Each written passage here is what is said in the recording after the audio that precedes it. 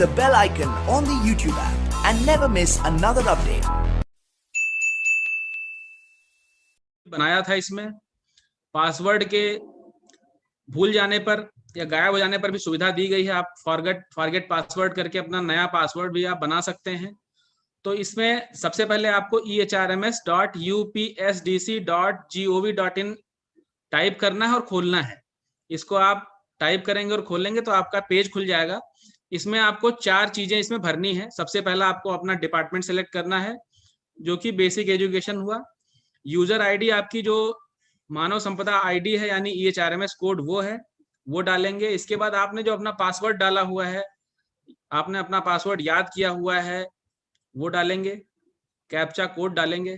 Password के बारे में मैंने जैसा पहले कहा कि अगर आप पासवर्ड अपना भूल जाते हैं तो आप फॉरगेट पासवर्ड का ऑप्शन यूज करते हुए आपके रजिस्टर्ड ईमेल एड्रेस पे या आपके रजिस्टर्ड मोबाइल नंबर पे मैसेज के माध्यम से आपको भेज दिया जाता है।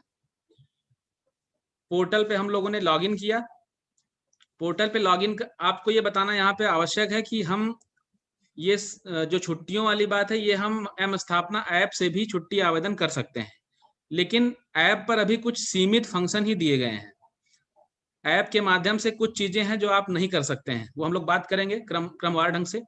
सबसे पहले हम बात करते हैं कि पोर्टल पे आप क्या क्या चीजें कर सकते हैं।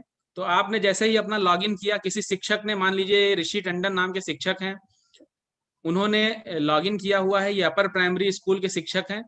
तो इन्होंने जब लॉगिन किया तो ये पेज दिखता है। अब इसमें आप देख सकते हैं कि 6 चीजें दिख रही हैं। एक होम बना हुआ है घर जैसा आकार का, उसके बगल में एक जनरल लिखा हुआ है, उसके बाद लीव मॉड्यूल, फिर ट्रांसफर मॉड्यूल, ACR, APR, उसके बाद आपको पेरोल लिखा हुआ है, फिर आपको सर्विस बुक लिखा हुआ है। तो हम लोग बारी बारी से देखेंगे कि इसमें क्या क्या है और इसमें आपका क्या रोल है, आपको क्या क्या करना है। ये बहुत ही महत्वपूर्ण है, क्योंकि कई बार यहाँ से निर्देश राज्य स्तर से बेसिक शिक्षा अधिकारियों को भेजे जाते हैं, वो खंड शिक्षा अधिकारियों को भेजते हैं, फिर कहीं ना कहीं जाकर के आपको इन निर्देशों मिलने में काफी डिले होता है या कई बार निर्देश प्राप्त भी नहीं होते हैं। इसीलिए यह राज्य का प्रयास है कि डायरेक्टली शिक्षकों से बात की जाए और उनको सब बताया जाए कि उनको क्या करना है, उनकी क्या भूमिका है। तो अगर जनरल में बात करें तो अपडेट पासवर्ड का पहला विकल्प है, जिसके माध्यम से आप सभी लोग अपना पासवर्ड जो है वो अपडेट कर सकते हैं, रीसेट कर सकते हैं। कभी अपना पासवर्ड आपको लगता है कि कई मेरा पासवर्ड और लोग जान चुके हैं, मैं इसको बदलना चाहता हूं, इसको आप यहाँ से अपना अपडेट कर सकते हैं। तो इसमें आप सभी ने इसको देखा होगा, ट्राई कर सकते हैं। इसमें करंट पासवर्ड आपको डालना होगा, जो अभी आपका एग्जिस्टिंग पासवर्ड है वो। दूसरा, नया पासवर्ड आपको बना सकते हैं। इसमें आप नया पासवर्ड बनाने में कुछ आपको ध्यान रखना पड़ेगा। उसमें एक कैपिटल लेटर भी होना चाहिए, कुछ संख्याएं होनी चाहिए, वो आप ध्यान रखते हुए नया पासवर्ड बनाएंगे। नया पासवर्ड कंफर्म करेंगे, इसमें एक कैप्चा कोड डालेंगे, फिर आप सेव कर देंगे। तो इस तरीके से आप अपना पासवर्ड बदल सकते हैं। दूसरी बात जो जनरल में आपकी आती है वो अपडेट कॉन्टैक्ट डिटेल्स। जैसे कुछ आपके जो डिटेल्स हैं, विवरण है, वो आप अपने द्वारा ही बदल सकते हैं। कुछ जो विवरण है उनके लिए आप विभाग पर आश्रित हैं, आप करेंगे उनके स्तर से बदलाव। लेकिन कुछ बदलाव जो कॉन्टैक्ट डिटेल आपसे संपर्क से संबंधित है वो आप कर सकते हैं। वो देख सकते हैं आप जैसे नाम में आप चेंज करने जाएंगे तो आपका नाम संभवतः चेंज नहीं होगा, वो आप चेंज नहीं कर सकते हैं। लेकिन अपना फोन नंबर आप इसमें एडिट कर सकते हैं, नया फोन नंबर आप डाल सकते हैं। मोबाइल नंबर अगर मान लीजिए आपको बदलना है या ईमेल आईडी बदलनी है तो यहाँ से आप बदल सकते हैं। इसके लिए आप किसी पर निर्भर नहीं है, और ये एक ऐसी सुविधा है जिसका उपयोग आपको करना है। अगर आपका फोन नंबर इसमें दिखाया हुआ उससे अलग है तो, या ईमेल आईडी इसमें दिखाई हुई है उससे अलग है, तो आप ये जरूर अपना अपडेट कर लेंगे, क्योंकि विभाग के पास आपकी यही सूचना रहती है। और विभाग के पास जो आपकी सूचना है वो बहुत महत्वपूर्ण है। कोई भी आपको आप तक विभाग पहुंचना चाहेगा तो इसी के माध्यम से पहुंचेगा। तीसरी बात जो आती है जनरल में, वो अपडेट रिपोर्टिंग ऑफिसर। ये एक बहुत महत्वपूर्ण कदम है आप सभी शिक्षकों के लिए। तो हमारे जो जितने भी शिक्षक हैं, शिक्षा मित्र हैं, अनुदेशक हैं, इनके लिए बहुत ही महत्वपूर्ण एक कदम है कि अपना रिपोर्टिंग ऑफिसर कैसे बनाएं, किसको बनाएं। तो जितने भी हमारे हेड मास्टर्स हैं या अभी इंचार्ज हैं, भले उनका प्रमोशन नहीं हुआ लेकिन इंचार्ज की भूमिका में है, तो उनके लिए आदेश या निर्देश रहेगा कि वो खंड शिक्षा अधिकारी को अपना रिपोर्टिंग ऑफिसर बनाएंगे। जितने भी हेड हैं, मैं रिपीट कर देता हूं, जितने भी हेड हैं या उनका प्रमोशन भले ही हेडमास्टर पे नहीं हुआ लेकिन वो इंचार्ज हैं अपने विद्यालयों के, तो वो खंड शिक्षा अधिकारियों को अपना रिपोर्टिंग ऑफिसर बनाएंगे। इसके अतिरिक्त जितने सहायक शिक्षक हैं, शिक्षा मित्र हैं, अनुदेशक हैं, वो अपने विद्यालय के हेडमास्टर को या इंचार्ज अपना रिपोर्टिंग ऑफिसर बनाएंगे। अब जो संविलियन विद्यालयों का अगर बात करें, जहां पे विद्यालय संविलियन हुआ है, तो वहां पे इफेक्टिव प्रिंसिपल जो हैं, जो प्राइमरी और जूनियर का संविलियन हुआ है, तो संभवतः अधिकतर केस में जो जूनियर के हेडमास्टर हैं वह प्रभावी वहां पे नोडल हैं, हेड हैं, तो उनको आप अपना रिपोर्टिंग ऑफिसर बनाएंगे। अभी रिपोर्टिंग ऑफिसर का देखिए प्रयोग, यूज कहाँ कहाँ आएगा। रिपोर्टिंग ऑफिसर का जो उपयोग है वो आप जब कोई भी छुट्टी लेते हैं उस केस में आता है। छुट्टी के बाद आप अपनी जब लौट के आते हैं और आप पुनः ज्वाइन करना चाहते हैं, तब भी रिपोर्टिंग ऑफिसर का रोल आता है। इसके अलावा विभाग द्वारा कुछ परफॉर्मेंस इंडिकेटर बनाए गए हैं, तो वो परफॉर्मेंस इंडिकेटर भी जब आप भरेंगे तो वो आपके रिपोर्टिंग ऑफिसर के माध्यम से ही बीएसए स्तर को प्रेषित किया जाएगा। इसीलिए रिपोर्टिंग ऑफिसर का चयन करना, या अगर आपने पहले चयन किया हुआ है तो उनको बदलना आप यहां से कर सकते हैं। यहाँ पे देखेंगे ऐड अ रिपोर्टिंग ऑफिसर में आप एक रिपोर्टिंग ऑफिसर ऐड कर सकते हैं। दो तरीके हैं इसके। यदि आप सहायक शिक्षक हैं तो अपने आप हेडमास्टर को रिपोर्टिंग ऑफिसर बनाना चाहेंगे, उसके लिए दो तरीके हैं, या तो उनका मानव संपदा कोड आप जानते हो या उनका नाम से आप सर्च कर सकते हैं। उसके पहले है कि आप सर्विसेज सेलेक्ट करेंगे, ऑनलाइन सर्विसेज। ऑनलाइन सर्विसेज में देखते हैं क्या क्या है। ऑनलाइन सर्विसेज में लीव है, ट्रांसफर है, एनुअल प्रॉपर्टी राइट है, एनओसी है। तो इन सभी चीजों के लिए आपको रिपोर्टिंग ऑफिसर सेलेक्ट करना है। तो अभी मैंने जो बात की थी कि सहायक शिक्षक अपने हेडमास्टर को करेंगे, हेडमास्टर खंड शिक्षा अधिकारी को करेंगे, वह लीव के संदर्भ में है। क्योंकि अभी यहाँ पे प्रभावी जो चीज है वो लीव है, तो आप लीव के लिए रिपोर्टिंग ऑफिसर सेलेक्ट करेंगे। सहायक शिक्षक जो है वो हेडमास्टर को और हेडमास्टर खंड शिक्षा अधिकारियों को रिपोर्टिंग ऑफिसर चयनित कर लेंगे। तो रिपोर्टिंग ऑफिसर दो तरीके से कर सकते हैं, या आप नाम डाल करके या उनका EHRMS कोड डाल करके आप अपडेट कर सकते हैं। इसके बाद आप नीचे लिस्ट ऑफ रिपोर्टिंग ऑफिसर में आप ये भी दे सकते हैं कि आपका रिपोर्टिंग ऑफिसर कौन पड़ा हुआ है, वो आप देख सकते हैं, यहाँ से दिख जाएगा। चौथी बात, अब जनरल में फिर से हम लौट के आएंगे। जनरल में जो चौथी बात है, इमूवेबल प्रॉपर्टी राइट है, इस पे अभी आपको कुछ नहीं करना है। पांचवा जो बिंदु है वो आपके लिए बहुत महत्वपूर्ण है। पांचवा जो बिंदु है आपके लिए, कई बार इस पे निर्देश भेजे गए हैं जनपद स्तर पर कि सभी शिक्षकों को, सभी शिक्षा मित्रों को, सभी कर्मियों को उनके अर्हता संबंधी सभी अभिलेख अपलोड करने हैं मानव संपदा पोर्टल पर। कई बार इसकी मुहिम चलाई गई है, कई बार मिशन मोड में इस पे आपके ब्लॉक स्तर से आपको बुलाया भी गया होगा।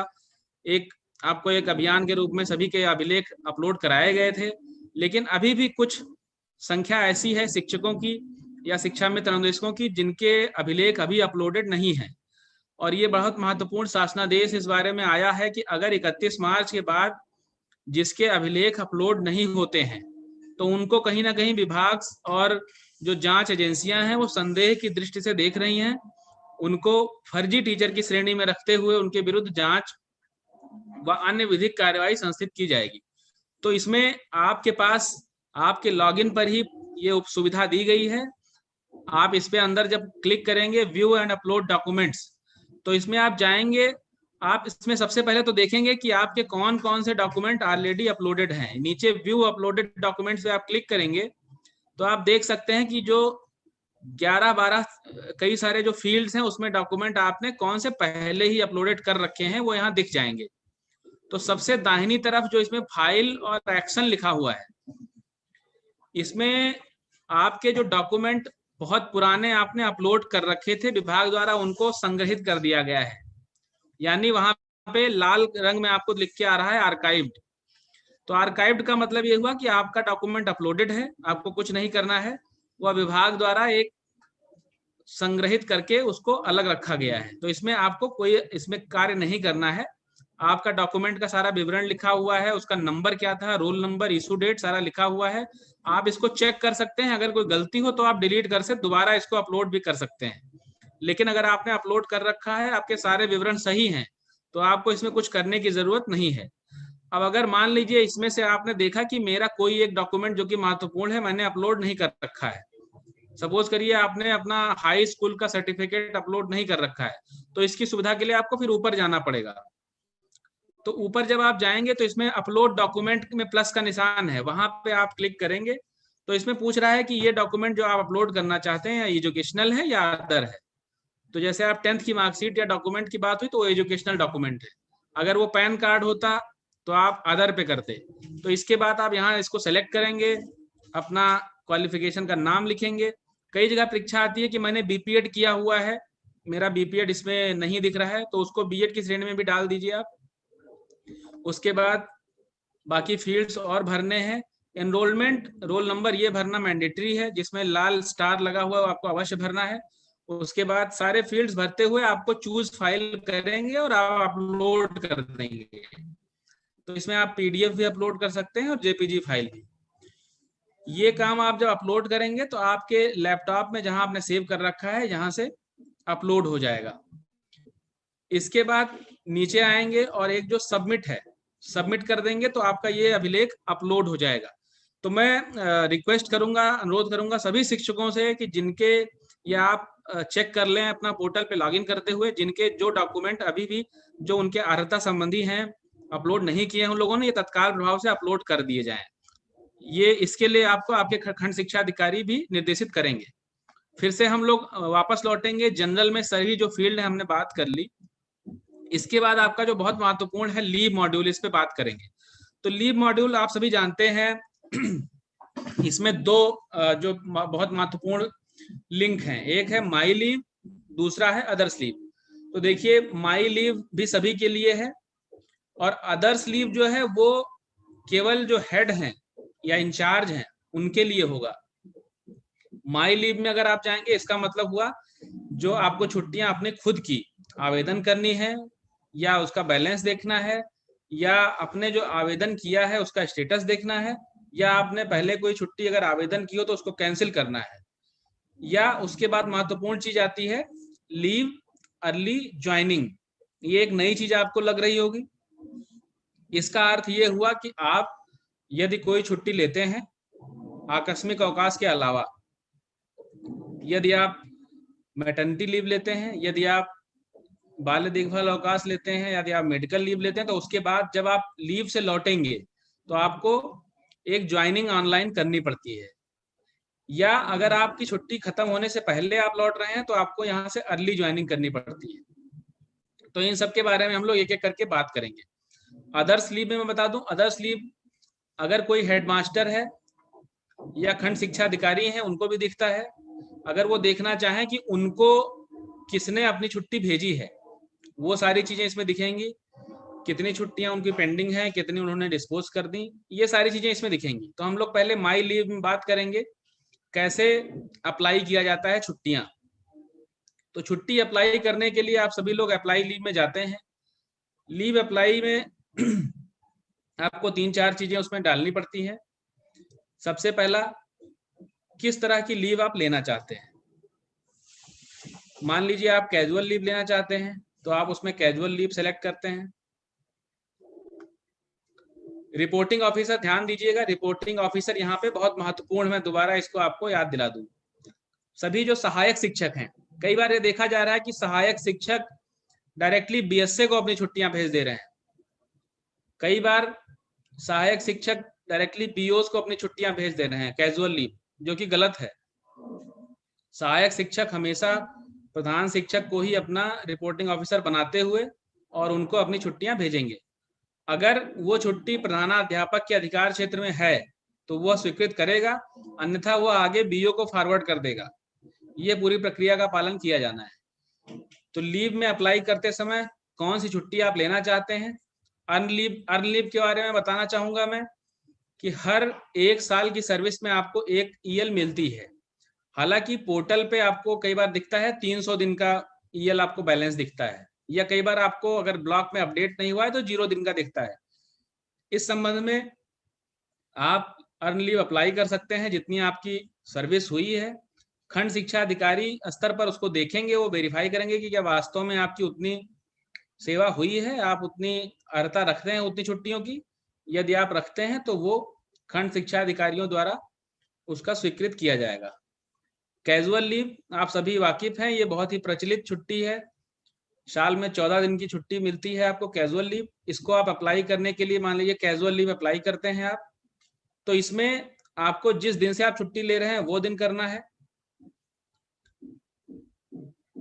आप एक चीज और इम्पोर्टेंट मैं आपको बता देना चाहूंगा सभी शिक्षकों को, जो हाफ लीव है ये शिक्षकों के लिए एप्लीकेबल नहीं है।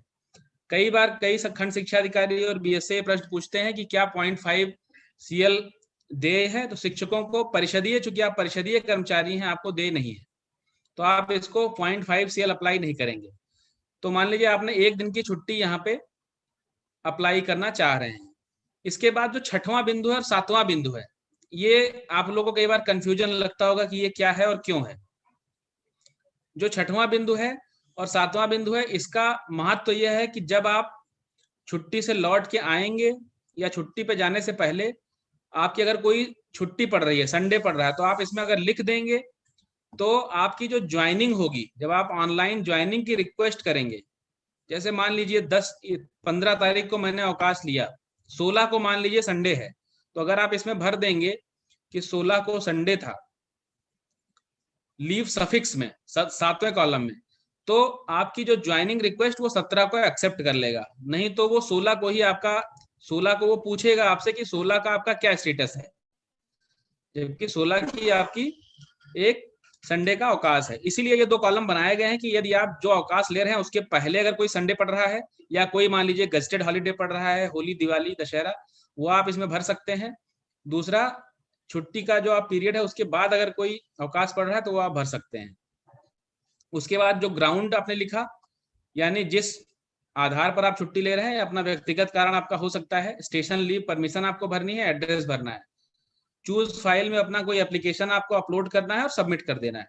तो ये हुई कैजुअल लीव अप्लाई करने की प्रक्रिया। अब कुछ शिक्षक सोच रहे होंगे कि जब हम एम स्थापना ऐप से CL अप्लाई करते हैं तो हमें सिर्फ फ्रॉम और टू सेलेक्ट करना पड़ता है, ये सफिक्स और प्रीफिक्स नहीं सेलेक्ट करना पड़ता है।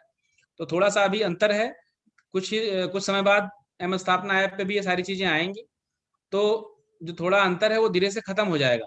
लेकिन अभी ये थोड़ा अंतर पोर्टल पे और ऐप पे विद्यमान है। यहाँ से आप सबमिट करेंगे तो आपकी छुट्टी आपके रिपोर्टिंग ऑफिसर को चली जाएगी। अगली बात आती है आपकी कैजुअल लीव के बाद अन्य छुट्टियां। तो जैसे ही कैजुअल लीव का आपका एप्लीकेशन प्रोसेस है, वैसे ही अन्य है। अगला लेकिन महत्वपूर्ण जो 2 और छुट्टियां हैं, वो एक मेडिकल अवकाश है और दूसरा CCL है। तो मेडिकल की अगर बात करें तो मेडिकल अवकाश में आप सभी के काफी सुधार विभाग द्वारा किया गया है। पहले आप सभी को मेडिकल लेने के लिए बहुत सी समस्याएं थी। आप सभी को मेडिकल जब आप लेते थे तो आप एप्लीकेशन आप BRC पे आपको भिजवाना पड़ता था किसी माध्यम से, आप कई बार नहीं जा सकते थे। उसके बाद आपका वेतन रुकता था। जब आप 30 दिन बाद या 45 दिन बाद या 15 दिन बाद दोबारा ज्वाइन करते थे तो आपको वेतन लगवाने के लिए चक्कर काटने पड़ते थे। वो प्रक्रिया काफी हद तक समाप्त की गई है।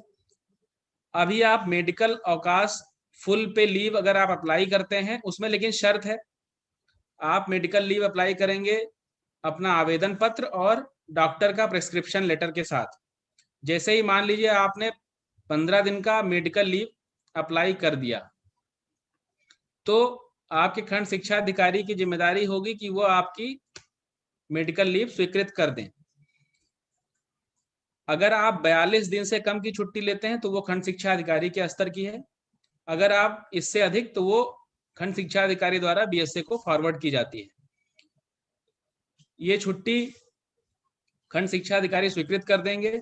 उसके बाद 15 दिन बाद जब आप स्वस्थ होकर आते हैं वापस, तो आपकी जिम्मेदारी होती है कि आप मानव संपदा पोर्टल से ऑनलाइन ज्वाइनिंग भी करें। ये बहुत ही महत्वपूर्ण है। कई शिक्षकों को अभी इसकी जानकारी नहीं है, इसके अभाव में वो बहुत परेशान हो रहे हैं। अगर आप मेडिकल, CCL, मैटरनिटी से वापस लौटते हैं तो आपको मानव संपदा पोर्टल के माध्यम से ऑनलाइन ज्वाइनिंग करना अनिवार्य है। ऑनलाइन ज्वाइनिंग में आपको फिटनेस सर्टिफिकेट अपलोड करना है। जो फिटनेस सर्टिफिकेट आप पहले फिजिकल फॉर्म में देते थे बीआरसी पे, वो फिटनेस सर्टिफिकेट आपको अब ऑनलाइन ज्वाइनिंग में अपलोड करना है। अभी थोड़ी देर बाद हम लोग ऑनलाइन ज्वाइनिंग आपको दिखाएंगे कैसे करना है। ऑनलाइन ज्वाइनिंग अगर आप नहीं करते हैं तो आप अगली बार मानव संपदा पोर्टल पे छुट्टियां नहीं ले पाएंगे।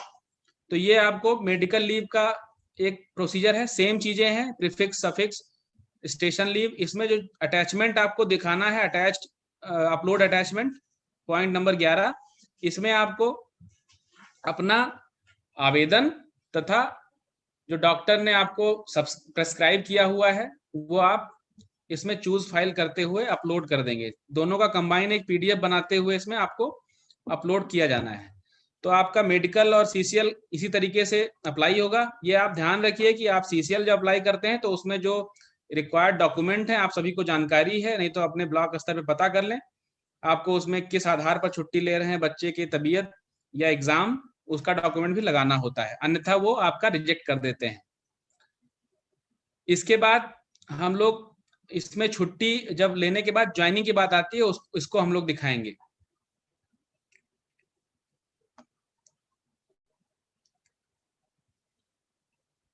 अच्छा, दूसरा इसमें आप सभी ये परिचित हैं, व्यू बैलेंस आप देख सकते हैं ऊपर जो दूसरा है व्यू बैलेंस, जिसमें आपके सारी छुट्टियां दिखाई गई हैं, कितनी छुट्टियां आपकी बची हुई हैं। तो यहाँ पे एक चीज और ध्यान रखनी है कि कुछ छुट्टियां जो हैं वो परिषदीय शिक्षकों के लिए नहीं होती हैं, तो वो हटा दी गई थी, स्टडी लीव हटा दी गई थी।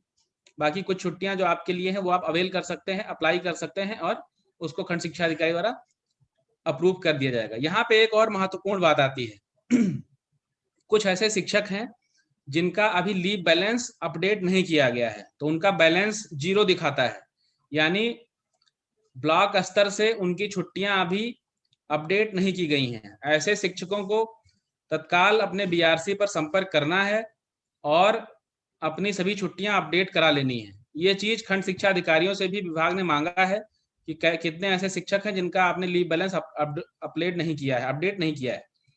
ये भी पोजीशन विभाग द्वारा मांगी गई है कि कुछ शिक्षकों का विद्यालय के अभिलेखों में जो छुट्टी उन्होंने ली थी वो सर्विस बुक में अंकित नहीं थी।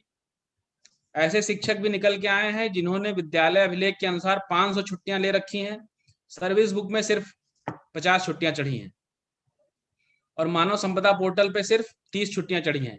तो ये खंड शिक्षा अधिकारी स्तर से इस पे कार्रवाई हो रही है। जो सही लोग हैं और गलत दोनों तरीके के लोग हैं, कुछ लोग अपनी छुट्टियां जानबूझकर नहीं चढ़वा रहे हैं, उनको निर्देश रहेगा अपनी छुट्टियां आप सही करवा लें मानव संपदा पोर्टल पर, अन्यथा आपकी भी जवाबदेही इसमें फिक्स होगी। इसके बाद माई लीव में तीसरी चीज जो आती है वो एप्लीकेशन स्टेटस।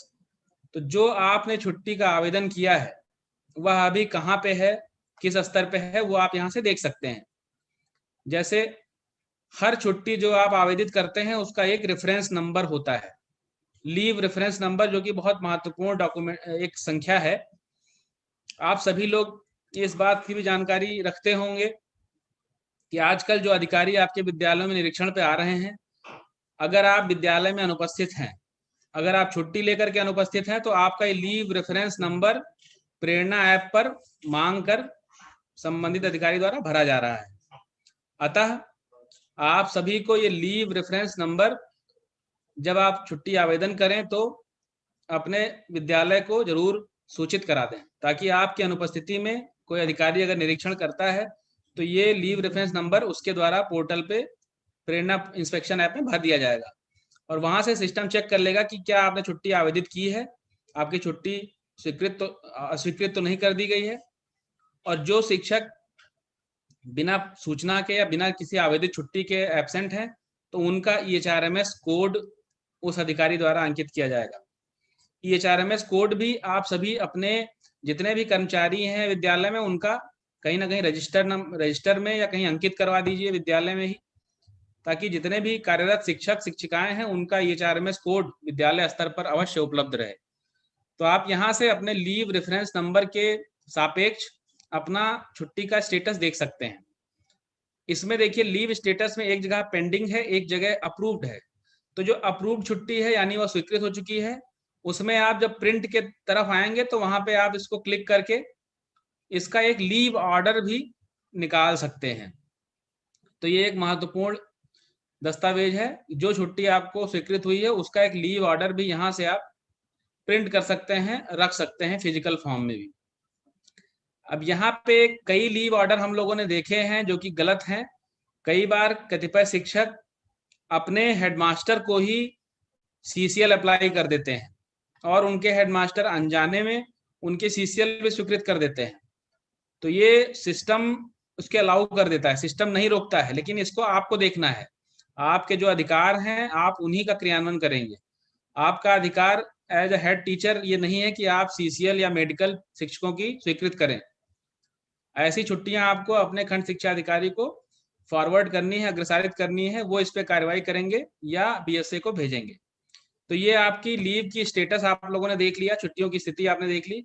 इसके बाद माई लीव में जो इंपॉर्टेंट है कैंसिल लीव।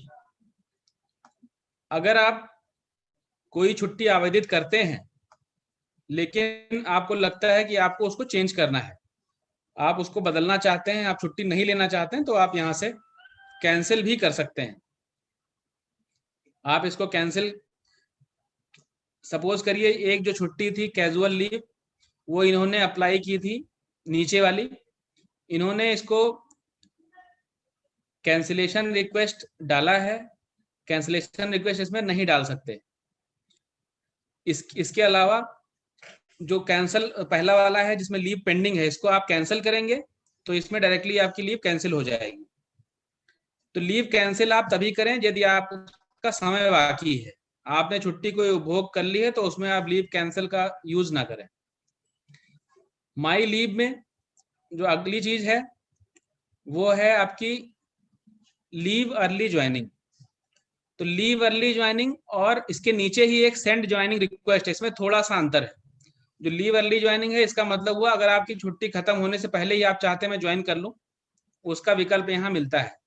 इसको फिर से बता दूं कि लीव अर्ली ज्वाइनिंग है या ज्वाइनिंग रिक्वेस्ट है, ये आपका सीएल के केस में नहीं है। सीएल के अलावा कोई छुट्टी आप लेते हैं, मैटरनिटी लीव, सीसीएल, मेडिकल, तो आपको ये ज्वाइनिंग मानव संपदा पे जरूर करनी है लौट के, नहीं तो अगली बार आप मानव संपदा पे छुट्टी नहीं ले पाएंगे। तो लीव अर्ली ज्वाइनिंग ये कहता है कि अगर आप किसी छुट्टी पर गए हैं, मान लीजिए आपने मेडिकल लिया था, तो यहाँ पे आप लीव रेफरेंस नंबर कोई डालेंगे। लीव रेफरेंस नंबर जब आप डालेंगे तो छुट्टी का आपको विवरण दिखेगा।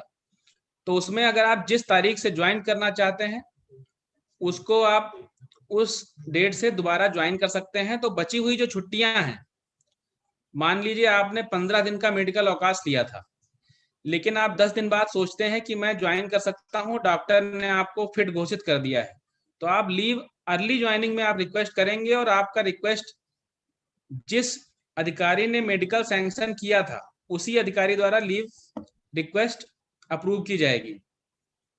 ये जैसे ही वो अधिकारी अप्रूव करेगा, आपकी बची हुई छुट्टियां यानी 5 दिन आपके मेडिकल के खाते में स्वतः जुड़ जाएंगे। इसीलिए यह बहुत महत्वपूर्ण है आप सभी के लिए। इसके बाद माई लीव में जो सेंड ज्वाइनिंग रिक्वेस्ट, ये आपकी प्रक्रिया है, ये आपको हर बार करनी है जब भी आप मेडिकल, सीसीएल या मैटरनिटी लीव से लौट के आएंगे। इसमें 4 चीजें हैं। पहला है सेंड ज्वाइनिंग रिक्वेस्ट, दूसरा है ज्वाइनिंग स्टेटस पेंडिंग, अगर आप कोई रिक्वेस्ट कर चुके हैं उसका स्टेटस दिखाएगा। तीसरा है ज्वाइनिंग स्टेटस अप्रूव्ड। चौथा है सेंड लीव ज्वाइनिंग रिक्वेस्ट। तो आपको चौथे पे काम करना है, सेंड लीव ज्वाइनिंग रिक्वेस्ट। इसमें मान लीजिए आप किसी छुट्टी से आए हैं, आप मेडिकल लीव से आए हैं, मेडिकल लीव आपने पूरी अपनी अवेल कर ली है 15 दिन की, उसके बाद आप ज्वाइन करेंगे विद्यालय, आप अपना विवरण भरेंगे, आप अपना ज्वाइनिंग डेट भरेंगे, रीजन भरेंगे, चूज फाइल में अगर आप मेडिकल के बाद आए हैं तो फिटनेस सर्टिफिकेट अपलोड करेंगे। यहाँ के बाद इसको सेव करेंगे। सेव करते ही आपके रिपोर्टिंग ऑफिसर को ये चला जाएगा। रिपोर्टिंग ऑफिसर यानी अगर आप सहायक शिक्षक हैं तो आपके हेडमास्टर को चला जाएगा। हेडमास्टर का उत्तरदायित्व तो होता है कि वो इसे खुद स्वीकृत नहीं करेंगे, ये खंड शिक्षा अधिकारी को भेजेंगे। खंड शिक्षा अधिकारी स्तर से या बीएसए स्तर से लीव ज्वाइनिंग एक्सेप्ट हो जाएगी। एक्सेप्ट होते ही संबंधित कर्मचारी को एक मैसेज प्राप्त होगा। मैसेज में लिखा रहेगा कि आपकी ज्वाइनिंग जो है स्वीकृत की जा चुकी है और विद्यालय में भौतिक रूप से आप ज्वाइन हो जाएंगे। तो ये प्रक्रिया आपको अवश्य करनी है, अन्यथा अगली बार आप छुट्टी लेना चाहेंगे तो सिस्टम आपको अलाउ नहीं करेगा। इसके बाद माई लीव में सारी इंपॉर्टेंट चीजें हमने बात की। लास्ट कैलेंडर है जो कि आपके लिए बहुत महत्वपूर्ण नहीं है। इसके बाद अदर्स लीव आती है। अदर्स लीव नहीं बात अदर्स लीव में अभी मैंने जैसे बात की कि जो हेडमास्टर्स हैं उनके लिए ये इंपॉर्टेंट है। आपके पास मान लीजिए आपके सहायक शिक्षकों की या अनुदेशकों की या शिक्षा मित्रों की छुट्टियां आती हैं, तो आप क्या करेंगे? हेडमास्टर्स के लिए सबसे महत्वपूर्ण काम है, आप देखते रहिए कि व्यू पेंडिंग रिक्वेस्ट में आप देखते रहिए कि किसने किसने आपको छुट्टियों का आवेदन किया है। तो आप जब व्यू पेंडिंग रिक्वेस्ट देखेंगे तो आपको दिखेगा कि कितने शिक्षकों ने आपको छुट्टी का आवेदन किया है। सहायक शिक्षक होंगे उनमें भी ये कॉलम रहेगा, लेकिन उनमें कोई पेंडिंग रिक्वेस्ट हमें नहीं दिखेगी क्योंकि उनको किसी ने छुट्टी का आवेदन नहीं किया है। तो पेंडिंग रिक्वेस्ट की यहाँ पे सूची दिख जाएगी। क्योंकि ये शिक्षक प्रधान शिक्षक नहीं है या इनको किसी ने छुट्टी आवेदन नहीं किया, इसलिए यहाँ पे नहीं दिखेगा। प्रधान शिक्षकों को जिनको लीव आवेदन हुई है, जो कि किसी के रिपोर्टिंग ऑफिसर है, उनको यहाँ पे दिखेगा। अदर्स लीव में और चीज अगले बिंदु की तरफ हम लोग बढ़ते हैं, डिस्पोज लीव। तो डिस्पोज लीव में भी आपको जितनी छुट्टियां आपने निस्तारित की हैं, जिनको आपने स्वीकृत कर दिया है या अस्वीकृत कर दिया है, वो सारी सूची इसमें आपको डिस्पोज लीव में दिख जाएगी। View cancellation request. तो व्यू कैंसिलेशन रिक्वेस्ट मतलब कोई सहायक शिक्षक मान लीजिए अपनी छुट्टी जो आवेदन किया था उसको कैंसिल करना चाहता है, यहाँ पे आप एज ए हेडमास्टर जाकर देख सकते हैं और उसको अप्रूव कर सकते हैं कि ठीक है आपकी जो लीव कैंसिल था वो अप्रूव कर दिया गया है, यानी कि उस शिक्षक को उतनी छुट्टियां उसके खाते में जुड़ जाएंगी। चौथा जो कि बहुत महत्वपूर्ण है, इसको हम लोग अंदर जाकर के देखेंगे, view joining request. View joining request में क्या है, यदि कोई शिक्षक अपने हेडमास्टर को ज्वाइनिंग रिक्वेस्ट भेजता है कि मैं छुट्टी से आ गया हूं, मुझे ज्वाइन कराइए, तो यहाँ पे दिखता है पेंडिंग रिक्वेस्ट में दिखेगा नाम जो कर्मचारी भेजता है, कौन सी छुट्टी ली थी, लीव रेफरेंस नंबर क्या था उस छुट्टी का, कब उसने अप्लाई किया था, कितने दिन का था, ये सारी चीजें डॉक्यूमेंट इसमें दिखेगा। इसके बाद इसमें आपको विकल्प रहेगा एज ए हेडमास्टर कि आप उसको फॉरवर्ड कर दें या इसको एक्सेप्ट भी कर लें या उसको रिजेक्ट कर लें। आपको एक्सेप्ट नहीं करना, आपको फॉरवर्ड करना है खंड शिक्षा अधिकारी को। अगर आप देखते हैं कि डॉक्यूमेंट उसमें अपलोड नहीं है फिटनेस, तो आप इसमें रिजेक्ट भी कर सकते हैं, एक स्तर पहले ही आप इसमें रिजेक्ट कर सकते हैं। तो ये हमने लीव मॉड्यूल के बारे में बहुत ही डिटेल में बात की। अब 4 चीजें और हैं, इनके बारे में संक्षिप्त रूप से बात करने के बाद हम लोग ऐप में देखेंगे कि ऐप में क्या इसमें अंतर आता है। उसमें पहली चीज है पेरोल मॉड्यूल। पेरोल मॉड्यूल आप सभी ने नाम सुना होगा, इसका शासनादेश निर्गत हो गया है।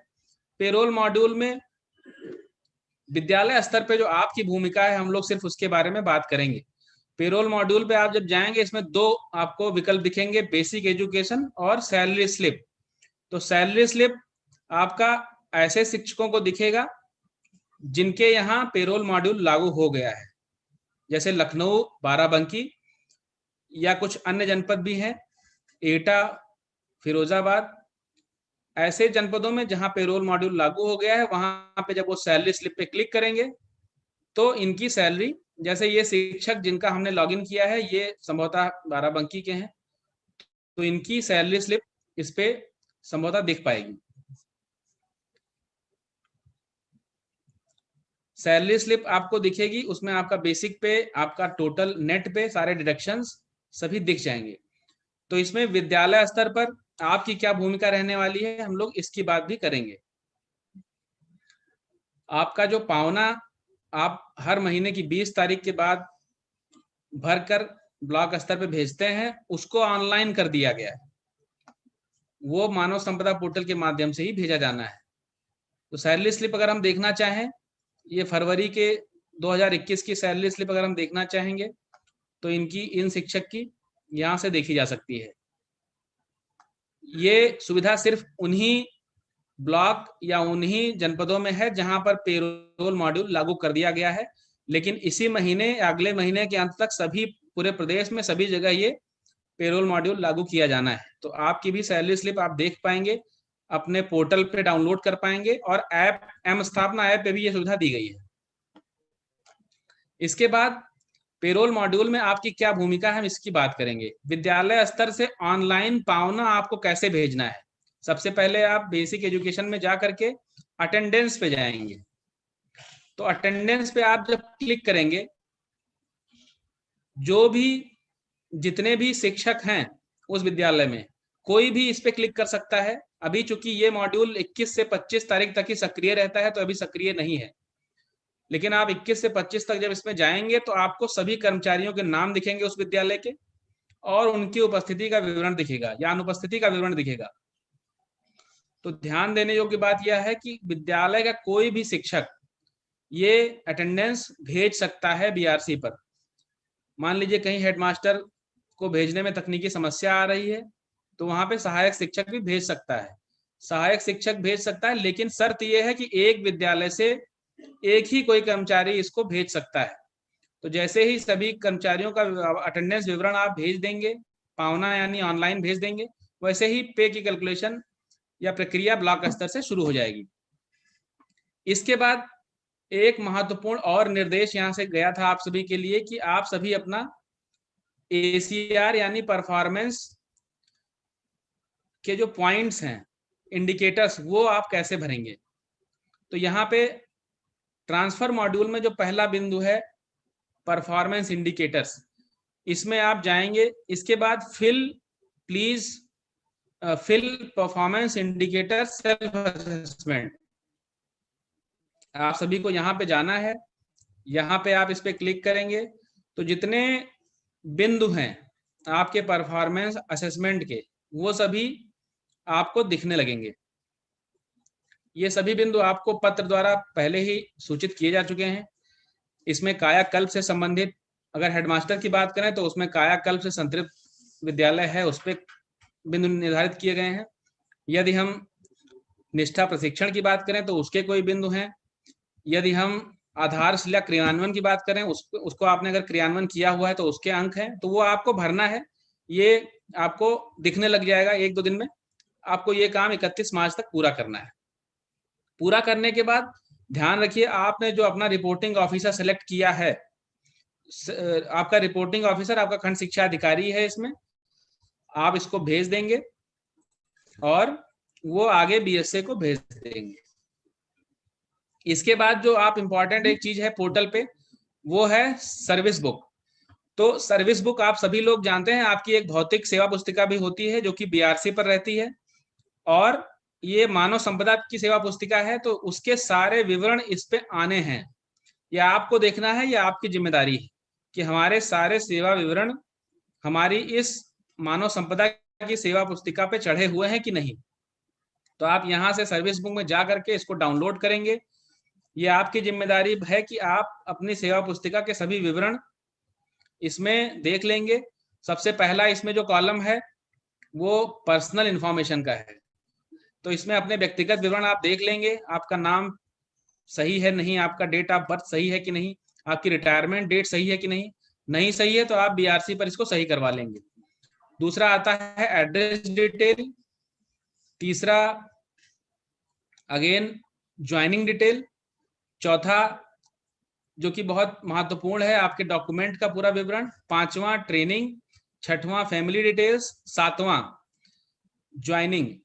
आप देख रहे हैं कि सेक्शन F के नीचे ज्वाइनिंग लिखा हुआ है, तो सभी शिक्षक ध्यान दें, ये बहुत महत्वपूर्ण है।